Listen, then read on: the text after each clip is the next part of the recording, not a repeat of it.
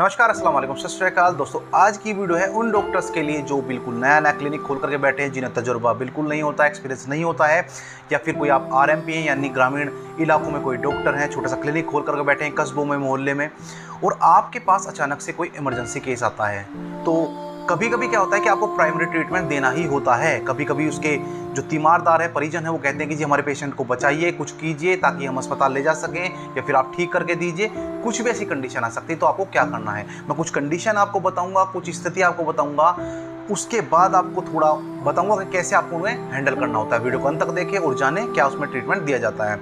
तो condition number 1 जान लेते हैं कि कोई पेशेंट आपके पास आया, वो बेहोश हो चुका है, बेहोशी की स्थिति में है, आपने चेक किया, पल्स चल रही है, हार्ट ठीक है, कोई दिक्कत नहीं है, बीपी भी ठीक है, ना कोई चोट है ना कोई दिक्कत है। तो हो सकता है वो गर्मी की वजह से बेहोश हो गया हो सकता है वो भूख की वजह से बेहोश हो गया हो सकता है कि ऑक्सीजन लेवल कम हो गया हो, उसकी वजह से बेहोश हो गया हो। तो ऐसी कंडीशन में आपको क्या काम करना होता है? ऐसी कंडीशन में आपको उसके तलवे जो होते हैं, पैरों के तलवे जो हैं, उन्हें रगड़ दें, उनकी हथेली रगड़ दें, थोड़ी देर उसे पंखे के नीचे लेटा दें, थोड़ी देर उसे रिलैक्स छोड़ दें, वो वहीं पर थोड़ी देर में होश में आ जाएगा।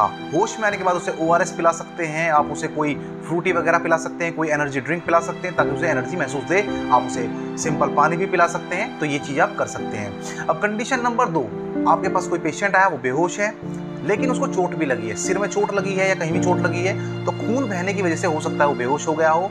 आपने चेक किया कि चोट कम है, तो आप उसे स्टिचेस दे सकते हैं, आप उसे पट्टी कर सकते हैं, दवाई गोली दे सकते हैं, और थोड़ी देर बाद उसे आप घर भेज सकते हैं। लेकिन कंडीशन ऐसी हुई कि सिर में ज़्यादा चोट है या कहीं और जगह ज़्यादा चोट है, खून बह जा रहा है, तो ऐसी कंडीशन में आप खुद से बड़े डॉक्टर ना बने, आप उसे तुरंत रेफर कर दें ताकि उसे अच्छा इलाज मिल सके। लेकिन एक कंडीशन यहाँ पर जुड़ जाती है कि उसके परिजन कहते हैं कि जी अस्पताल जाने में 2 घंटे लग जाएंगे, या हमने एम्बुलेंस को फ़ोन किया है, वो नहीं आ रही है और हमें बहुत टाइम लग रहा है, लेकिन कुछ तो कर दीजिए आप ताकि हम उसे पेशेंट को दूर ले जा सकें।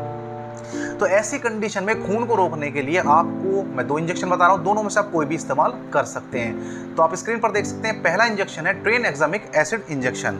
इसे आप इंट्रावीनस दे सकते हैं, यानी नसों में लगा सकते हैं, कूल्हे पर इसे नहीं लगाना होता है। दूसरे नंबर पर इंजेक्शन आता है एथेमसाइलेट।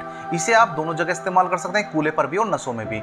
इनमें से आपको कोई एक इंजेक्शन इस्तेमाल करना होता है, दोनों नहीं, इनमें से कोई एक इस्तेमाल कर सकते हैं। जो पेशेंट का खून बह रहा है, रोगी का खून बह रहा है, वो तुरंत बंद हो जाता है, वजह से वो ऐसी कंडीशन में आ जाएगा कि उसे हम दूर अस्पताल में भी ले जा सकते हैं और उसे बचाया जा सकता है। तीसरे नंबर पर एक ऐसी कंडीशन आती है कि पेशेंट आपके पास आया, बेहोश है, लेकिन जब आपने उसकी पल्स चेक की, हार्ट चेक किया, उसका काम नहीं कर रही है, पल्स आपको नहीं दिखाई दे रही है, समझ में नहीं आ रही, महसूस नहीं हो पा रही है, बीपी चेक करे वो भी ढंग से रीड नहीं हो पा रहा है, सांस भी आप उसकी नहीं महसूस कर पा रहे हैं कि वो सांस अच्छे से ले पा रहा है या सांस खींच खींच कर आ रही है, तो ऐसी कंडीशन में कोई ट्रीटमेंट आपको नहीं देना है, बिल्कुल कोई इंजेक्शन गोली नहीं देनी है, तुरंत आप उसे रेफर कर दें, भले ही हॉस्पिटल दूर हो, क्योंकि उसे ज़रूरत हो सकती है ऑक्सीजन की, वो आपके पास नहीं है, रिस्क ना ले, भले ही दूर है, आप नहीं कुछ कर सकते हैं, एम्बुलेंस में ऑक्सीजन होती है, वो उसे लगा करके हॉस्पिटल ले जा सकते हैं, तो उसे आप तुरंत रेफर कर दें।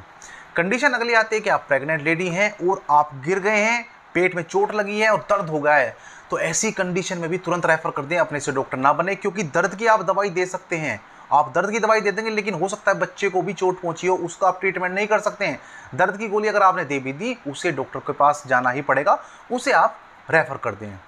अगली कंडीशन आती है कि प्रेग्नेंट हैं और प्रेगनेंसी में भी, यानी 7-8 महीने हैं या 6 महीने, जो भी कुछ है, टाइम काफ़ी हो चुका है, लेकिन फिर भी आपको ब्लीडिंग हो गई है जैसे डेट आती है, तो ऐसी कंडीशन में भी आप कुछ दवाई ना दें अपने से, उसे तुरंत आप रेफर कर दें लेडी डॉक्टर के पास या कोई इस तरह के डॉक्टर के पास जो महिलाओं को देखते हैं।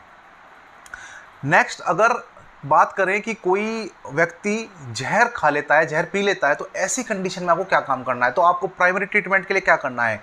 उसके मुंह में हाथ डाल करके, उंगली डाल के, जैसे आप देखते हैं कि हलक साफ करते हैं, उस तरह से आपको उंगली डालनी है ताकि उसे उल्टी लग जाए, या कुछ इतना सारा पानी पिला देना है, इतना सारा घी पिला देना है ताकि उसे उल्टी लग जाए। जब उल्टी लग जाएगी तो पेट में मौजूद जो जहर है वो बाहर आ जाएगा। फिर हो सकता है कि आप उसे बाहर के लिए रेफर भी कर दें, लेकिन प्राइमरी ट्रीटमेंट आप दे देंगे, शुरुआती जो उसके नुकसान होने के चांस है वो बहुत कम हो जाएंगे और आप उस पेशेंट को बचा सकते हैं।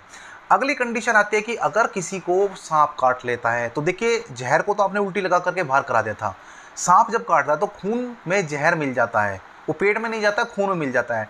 तो ऐसी कंडीशन में आप तुरंत रेफर कर दें, अपने से कोई दवाई ना दें, कोई कट चीरा मत लगाएं। हाँ, इतना कर सकते हैं कि उस पेशेंट को बोले कि आप शांत रहें, उस पेशेंट को सोने ना दें, उस पेशेंट को रिलैक्स कर दें, कोई दिक्कत नहीं होगी, बाकी रेफर कर देंगे, वहाँ पर उसे वैक्सीन लग जाएगी, एंटीडोट वैक्सीन। तो सभी गवर्नमेंट हॉस्पिटल में एंटीवेनम वैक्सीन पाई जाती है, आसानी से मिल जाती है, वहाँ पर तुरंत से आपको ट्रीटमेंट दिया जाता है और आपकी जान बचाई जा सकती है। अब कंडीशन आती है कि कोई बड़ा या कोई बच्चा गलती से सिक्का निगल ले, कंचा निगल ले, तो ऐसी कंडीशन में 2 स्टेज होती है। पहली स्टेज कि सिक्का या कंचा आपके गले में अटक जाता है, तो आपको डरना नहीं है, धैर्य बनाए रखें, उस पेशेंट को थोड़ा सा झुकाएं और पीठ को जोर से थपथपाएं, वो सिक्का या कंचा बाहर निकल जाता है।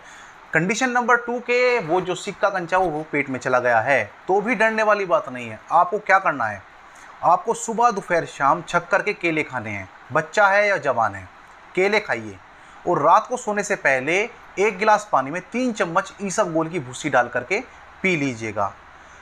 इसे ट्रीटमेंट को आपको 1 दिन, 2 दिन, 3 दिन तक लगातार करना है। हो सकता है 1 दिन में भी निकल जाए, 2 दिन में भी हो सकता है और 3 दिन में भी हो सकता है। तो 3 दिन तक आप इसको करें। 3 दिन में 99% चांस होते हैं कि सिक्का बाहर निकल जाता है, कंचा बाहर निकल जाता है। किस्मत खराब है, 1% किस्मत आपकी खराब है तो सर्जरी के चांस बनते हैं, ऑपरेशन के चांस बनते हैं, अदरवाइज वो टॉयलेट के रास्ते से, मलद्वार के रास्ते से बाहर आ जाता है। तो ये कुछ इमरजेंसी के ट्रीटमेंट थे जो एक छोटे डॉक्टर या छोटे लेवल पर जो बैठे हैं या नए क्लिनिक कर रहे हैं वो अपना सकते हैं। धैर्य बनाए रखें, डरे नहीं, स्थिति को थोड़ा सा धैर्य के साथ समझें, उसको ट्रीट करने की कोशिश करें। उम्मीद है वीडियो पसंद आएगी। अगर कोई क्वेश्चन अधूरा है आप मैसेज कर सकते हैं। अगली वीडियो में नई जानकारी के साथ जल्दी मुलाकात होगी। आपका दिन शुभ हो। नमस्कार, धन्यवाद।